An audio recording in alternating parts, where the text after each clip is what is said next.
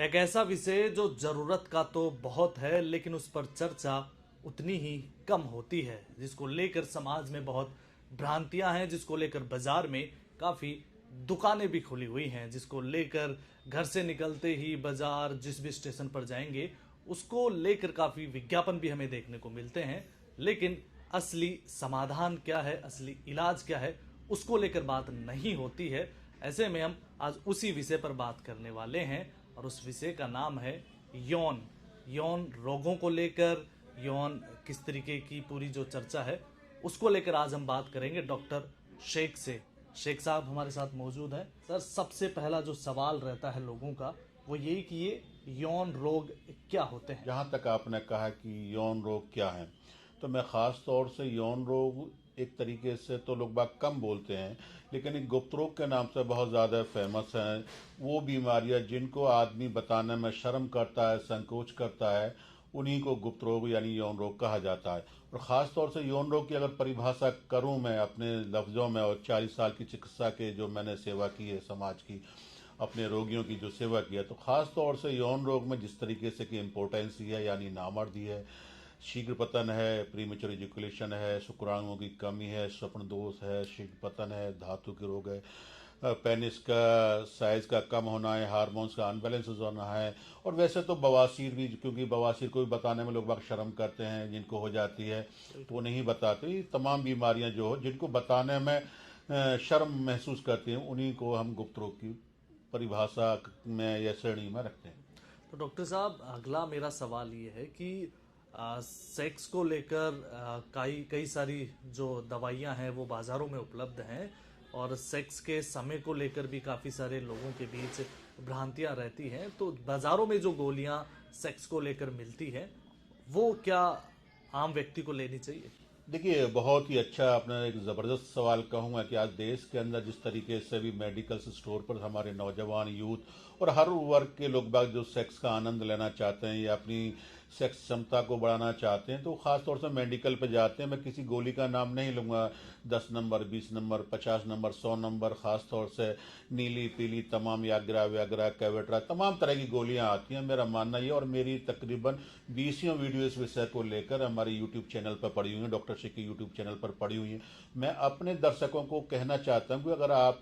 किसी भी यौन रोग से परेशान है, या आपने वैवाहिक जीवन बहुत ज़्यादा ख़राब है, आपने बचपन की गलतियां बहुत ज़्यादा की हैं, उसकी वजह से आपकी यौन क्षमता कम हो गई है, या उम्र की अधिकता की वजह से आपकी यौन क्षमता कम हो गई है, या शक्ति कम हो गई है, तो आप किसी भी सूरत में इन गोलियों का इस्तेमाल ना करें। अगर आप इनका इस्तेमाल करते तो मेरा मानना यह है कि ये गोलियां जो है जहर से ज़्यादा खतरनाक होती हैं, आपके हार्ट पर परेशानी करती हैं, आपकी किडनी को ख़राब करती हैं, आपका सिर में दर्द रहने लग जाता है, आपकी आंखें लाल हो जाती हैं, आपको कॉन्स्टिपेशन हो जाती है, आपके पैरों में दर्द होना शुरू हो जाता है, और कई दिन तक एक टेबलेट यूज़ करने के बाद में कई दिन तक शरीर परेशान रहता है। तो मैं आपसे यही अनुरोध करूँगा, अगर आप किसी भी सेक्स समस्या से परेशान है, किसी भी सेक्स रोग से परेशान है, तो किसी भी अच्छे डॉक्टर से मिलकर उसका समाधान करें, ना कि किसी भी तरीके से आप उस तरह की दवाओं और बिना किसी डॉक्टर की सलाह के कोई भी दवा नहीं लेनी चाहिए। डॉक्टर साहब, आपने कहा कि बचपन की गलतियां,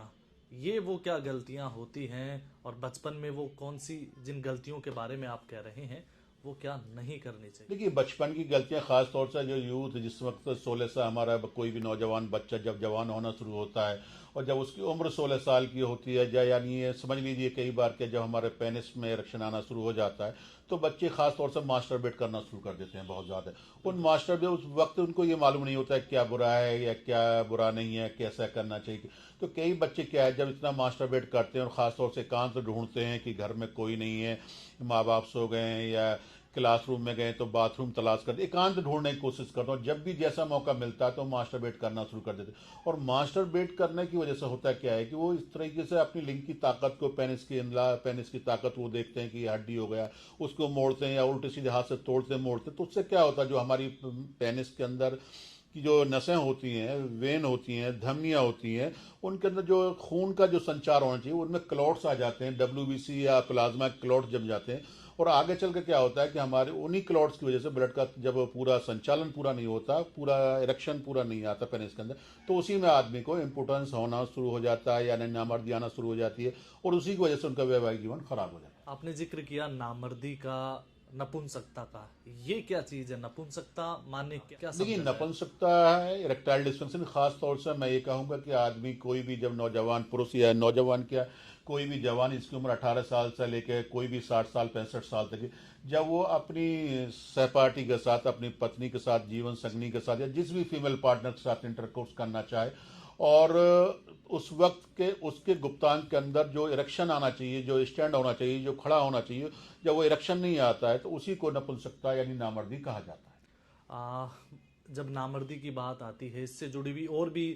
कई सारी चीज़ें हैं जिसको लेकर बातें होनी चाहिए। वो ये कि प्रीमेच्योर इजेकुलेशन, जिसको शीघ्र पतन भी कहा जाता है, इसका क्या इम्पैक्ट पड़ता है एक रिलेशनशिप के ऊपर, एक वैवाहिक जीवन के ऊपर? मेरा मानना यह है कि खासतौर से जो मैंने अपनी 40 साल की चिकित्सा में देखा है, अगर सेक्स रूप में कोई बीमारी खतरनाक है, सबसे ज़्यादा खतरनाक है, और जिसकी बिना पर जो है रिश्ते खराब होते हैं, जिसकी बिना पे तलाक होते हैं, जिसकी बिना पे संबंध बाहर बनते हैं, वो खासतौर पर वो बीमारी है शीघ्र पतन की, प्रीमेच्योर इजैकुलेशन की, सूरत इंजाल की इसको कहा जाता है। क्योंकि होता क्या है कि जिस वक्त मियाँ बीवी आपस में समागम करने की कोशिश करते हैं, या मिलना चाहते हैं, या इंटरकोर्स करते हैं, या संभोग करने की कोशिश करते हैं, तो तैयार होते हैं, तैयार होते समय ही पुरुष जिस वक्त सेक्स करना चाहता है तो उसका या तो बाहरी इजैकुलेट हो जाता है, शीघ्र वीर का निकल जाता है, या एक दो झटकों में उसका वीर को निकल जाने को शीघ्र पतन कहते हैं। तो जो उसकी अर्धांगिनी है, जो उसकी जीवन साथी है, जो उसकी पत्नी है, जो उनसे, या ये मान लीजिए कोई भी है उनके साथ में, जो सेटिस्फेक्शन, जो टाइम चाहती है, जब वो टाइम नहीं मिल पाता है, तो वही महिलाएं या तो जो है वो कुछ नहीं कहेंगी, तो आपके ऊपर विलेम लगाएंगी, भाई ये लड़का ठीक नहीं है, नामर्दी का, ये कोर्ट तक हमने पहुंचते के देखे, यहाँ तक कि तलाक होती भी हमने देखी गई, यहाँ तक भी देखा गया कई संबंध को महिलाएं बाहर भी संबंध बनाती। तो ये बीमारी जो है प्रीमेच्योर इजैकुलेशन शीघ्र पतन, जो बहुत ज्यादा खतरनाक है, क्योंकि इस बीमारी में किसी भी तरीके से पुरुष जो है अपनी फीमेल पार्टनर को सेटिस्फाइड नहीं कर सकता, और जब वो सेटिस्फाइड नहीं करता तो उनकी घरवाली या वो जो भी उनका फीमेल पार्टनर है, तो वो उनसे खुद कह देती है आपसे कुछ होता तो है नहीं, मुझे तैयार करा देते हैं, आपसे कुछ होता नहीं है, मुझे सेटिस्फेक्शन नहीं मिल पाता, या मुझे पूरी डिजायर नहीं आ पाती। इसलिए आदमी उस स्थिति में पहुंच जाता है कि आदमी अपनी घरवाली से भी आंखें मिलाने में शर्म संकोच महसूस करता है। इसी से जुड़ी हुई एक और चीज है जिसे नाइटफॉल कहा जाता है। क्या ये एक बीमारी है? इसे क्या माना जाए? देखिए, नाइटफॉल जो है एक बीमारी तो मैं नहीं कहूँगा इसको, मैं आपको थोड़ा सा, वैसे तो मैं जिस वक्त नेट पे, इंटरनेट पे देखता हूँ, तो इस पे अलग अलग मत देखने को मुझे मिलते हैं। खासतौर जब हम किसी, हमारे मरीज जब हमारे पास आते हैं, तो वो जब किसी एलोपैथिक डॉक्टर के पास जाते हैं तो वो कह देते हैं भाई ये तो कोई बीमारी नहीं है, जब कोई चीज़ बनेगी तो निकलेगी, आपकी शादी नहीं हुई है तो ये तो निकलना एक लाजमी, इसको कहाँ से रुकेंगे, कोई बाल्टी है जब भर गई है तो ओवरफ्लो होगी। तो उनके अलग अलग मत आते हैं। तो मेरा मानना भी ये है कि अगर आदमी, कोई बच्चा, कोई नौजवान जिसकी उम्र 18 साल से 35 साल तक है, या कोई भी है शादीशुदा भी, अगर अपनी वाइफ से अलग रह रहा है और वो इंटरकोर्स करना चाहता है और इंटरकोर्स नहीं कर पा रहा था, अगर वो महीने के अंदर, एक महीने के अंदर जो है उसको 3 बार 4 बार 5 बार तक लास्ट अगर नाइटफॉल होता है, तो ये किसी बीमारी की कैटेगरी में नहीं आता। हाँ, अगर कई बार क्या होता है, बहुत से नौजवान, जैसे मैंने कहा था पिछली उस सवाल में मैंने कहा था बचपन की गलती, या बहुत से लोग बाग कुछ सेहत बनाने के लिए कुछ दवाएं ले लेते हैं, या बहुत सी कुछ गर्म चीज़ें इस्तेमाल करते हैं, फास्ट फूड का इस्तेमाल ज़्यादा करते हैं, या पोर्न वगैरह देखते हैं, इंटरनेट पर पोर्न वगैरह देखते हैं, असली साहित्य पढ़ते हैं, तो उसकी वजह से होता है क्या कि बॉडी के अंदर गर्मी पैदा हो जाती है, हमारी जो धातु है बहुत ज़्यादा पतली हो जाती है। तो कई नौजवान हमारे पास ऐसे आते हैं जो ये कहते हैं कि हमें पर डे हो रहा है, एक रात में 2 बार हो रहा है, 3 बार हो रहा है, कई बार कहते हैं 20 महीने में 20-25 बार हो जाए। तो जिन लोगों को महीने में 4 बार या 5 बार से अधिक होता है, या 8 बार 10 बार होता है, तो वो एक नाइटफॉल की कैटेगरी में आते हैं, बीमारी की कैटेगरी में आते हैं। मेरा मानना है, और खासतौर से यूथ को अपनी तरफ से पैगाम देना चाहूँगा, डॉक्टर शेख की तरफ से पैगाम देना चाहूँगा कि आप सबसे पहले अपने साहित्य को, उल्टा सीधा जो साहित्य पढ़ते हैं उसको ना पढ़ें। दूसरा, रात को सोते समय आप जो है किसी भी जो है अपनी जो भी गर्लफ्रेंड है या किसी भी है पत्नी है, उनसे ऐसी बात, उत्तेजक बात ना करें, वर्गर बात ना करें जिससे कि आपके शरीर की स्टेमिना बढ़े, उत्तेजना आपके शरीर के अंदर। इन चीज़ों को देखने से, इन चीज़ों के करने से, इन चीज़ों की बातों से करने से भी आदमी की बॉडी में गर्मी पैदा होती है और नाइटफॉल होने के चांसेस रहते हैं। इन चीज़ों से बचें। बाकी फिर भी अगर आपको लगता है कि आपको बहुत ज़्यादा आपको नाइटफॉल हो रहा है और नाइटफॉल की वजह से आप बहुत ज़्यादा परेशान है, आपके शरीर कमज़ोर हो गया, आपके चेहरे की रौनक चली गई, आपका वजन कम हो गया, आपके पैरों में दर्द होता है, आपका वेट बहुत ज़्यादा लॉस हो रहा है, तो आप हमारे दवाखाने पर आप आकर हमसे मिल सकते हैं। शेख दवाखाने की ब्रांच, वैसे तो हिंदुस्तान में तकरीबन 40 ब्रांच इंडिया के अंदर हैं, लेकिन जयपुर के अंदर अगर आप अमित से मिलना चाहते हैं तो शनिवार के दिन हमारी क्लिनिक जो है चांदपुर गेट पर ओपन होती है, वहाँ पर आकर मुझसे मिल सकते हैं। मेरा नंबर भी है, मेरे नंबर पे भी कॉल कर बात कर सकते हैं। मेरा नंबर है 9837023223। हाँ, इसके अलावा एक और सवाल ये है जो यूथ के अंदर काफ़ी हमें देखने को मिलता है, और न सिर्फ यूथ में बल्कि पूरे इंटरनेट पर भी छाया रहता है, वो ये कि पेनिस की साइज किस तरह से बढ़ाई जाए। दर्जनों ऐसे वीडियो मिल जाएंगे, ऐसे खबरें मिल जाएंगी जिसमें ये लिखा होता है कि पेनिस की साइज बढ़ाने का ये तरीका है। क्या पेनिस की साइज बढ़ना संभव है? देखिए, ये बहुत ही ज़बरदस्त आपने क्वेश्चन किया। मैं भी खुद हैरान हूँ, परेशान हूँ। जब मैं भी कोई भी नेट और ख़ासतौर से फोन साइड पर हम जब जाते हैं तो उस तरह के विज्ञापन और आते हैं कि पेनिस की साइज़ को इंक्रीज करें, 7 से 8 इंच करें, 9 इंच करें, 10 इंच करें। तो ये सारे जितने विज्ञापन होते हैं, मैं यूथ से कहना चाहता हूँ, सारे भ्रामक होते हैं। या आप उन पोर्न साइटों को देखते हैं, जैसे आप पोर्न वीडियो देख रहे हैं, उस पर देख रहे हैं कि वैसे तो अलग अलग कंट्री का और अलग अलग एरिया का और हर आदमी का अलग साइज हो सकता है। पहली बात, मैं इस पर किसी को गलत नहीं ठहरा रहा हूँ, लेकिन जो विज्ञापन देखने को आपको मिलते हैं 8 इंच बढ़ाएं, 9 इंच बढ़ाएं, 10 इंच बढ़ाएं, ये बिल्कुल ही भ्रामक है। किसी भी तरीके से, किसी भी दवा से, और मैं देखिए तो सर्जरी के जरिए से भी, पेनल इम्प्लांट के जरिए से भी हम 8-9 इंच नहीं बढ़ा सकते। लेकिन जहां तक बात मेरी अपनी है तो मैं खास तौर से बता दूं, मेरे पास एक नहीं लाखों मरीज हमने ठीक किए जिनके माइक्रो पेनिस थे, जिनको बहुत 1 से 1.5 इंच की साइज था। लेकिन वो होते क्या, जिन पेशेंट की जो कुदरती माँ के जिस वक्त बच्चा पैदा होता है, और कुछ बच्चों को हार्मोन, टेस्टोस्टेरोन हार्मोन्स कम हो जाता है, टेस्टोस्टेरोन का लेवल बिलो हो जाता है, उनके पेनिस साइज ही नहीं, पेनिस साइज तो छोटे होते ही होते हैं, उनको क्या टेस्टिकल भी नहीं होती, उनकी दाढ़ी मूछ भी नहीं आती, उनका चेहरा भी अजीब होता है, तो उनके साइज को भी इंक्रीज किया जाता है और 1 से 1.5 इंच तक, 2 इंच तक बढ़ाया जाता है। इससे ज्यादा नहीं बढ़ाया जा सकता। या उन बच्चों को जिन्होंने बहुत ज्यादा मास्टरबेट किया, मास्टरबेट की वजह से उनकी नसें खराब हुई, लिंग की नसों के पट्टे खराब हुए, उनको तनाव नहीं है। जब तनाव नहीं आता तो साइज ऑटोमेटिकली छोटा दिखता है। मैं आपको पहले कंफर्म कर दूं,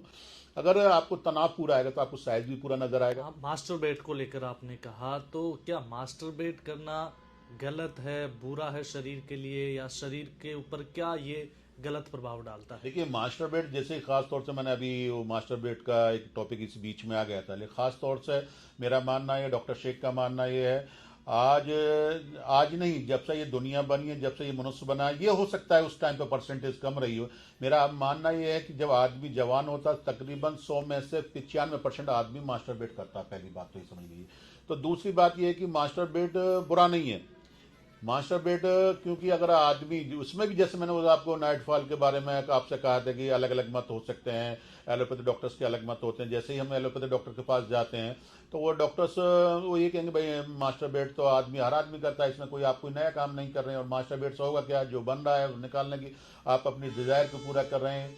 तो जब आपके साथ कोई सेक्स का विकल्प नहीं है तो आप ये कर सकते हैं। तो लेकिन मेरा मत इसमें जो है, फिर वही दोहरा मत है मेरा इसमें जो है, अगर आप जवान है, आपकी उम्र जो है 18 साल से लेकर 25 साल 30 साल तक के, या आप शादीशुदा हैं या गैर शादीशुदा, अगर शादी हो गई, अगर आप वाइफ के पास नहीं रह सकते, आप सेक्स नहीं कर सकते हैं, उस वक्त आपको सेक्स की इच्छाएं हो रही हैं, तो अगर चाहें तो आप वीक में 1 या 2 बार कर सकते हैं। वैसे मैं कोशिश ये करें वीक में 1 बार करें, महीने में 4-5 बार करें, तो ये मास्टरबेट जो है आपको कोई नुकसान देने वाला नहीं है। जहां तक कौन से मास्टरबेट नुकसान देते हैं मैं आपको बता दूं, खासतौर से हमारे नौजवान जो खासतौर से, क्योंकि उस वक्त जो उम्र होती है 16 साल से लेकर 20-22 साल 25 साल तक, उस वक्त हमारे ब्लड का फ्लो बहुत ज्यादा होता है। हम सोचते हैं तो हमारा सेरोटोनिन हार्मोन, जो दिमाग का जो सेक्स का हार्मोन, जो सेरोटोनिन होता है, जो सोचते ही उत्तेजना पैदा करता है, जो देखते ही सेक्स पैदा करता है, जो देखते ही लिंग के अंदर तनाव आ जाता है, वो बहुत तेज होता है, वो एग्रेसिव बहुत ज्यादा एग्रेसिव होता है। तो उस वक्त लोग बाग ज्यादा करने की कोशिश, लेकिन मैं आपको यही सलाह दूंगा, अपने आपके चैनल के जरिए यही सलाह दूंगा कि अगर आप बहुत ज्यादा मास्टरबेट कर रहे हैं तो ये खास तौर से